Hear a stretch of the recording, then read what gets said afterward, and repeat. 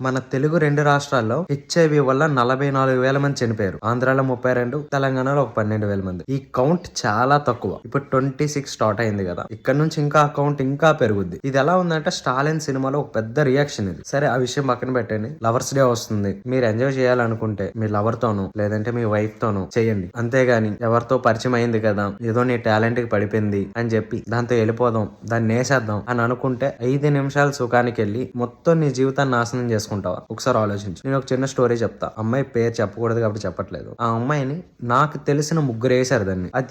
ఇది పక్కా నాకు తెలిసి ముగ్గురు. నాకు తెలియకుండా ఎంత మంది వేశారో తెలియదు. అండ్ నాకు ఇంకో కామన్ ఫ్రెండ్ ఉంటాడు. దీని గురించి చాలా పతివ్రత వాక్యాలు చెప్పాడు.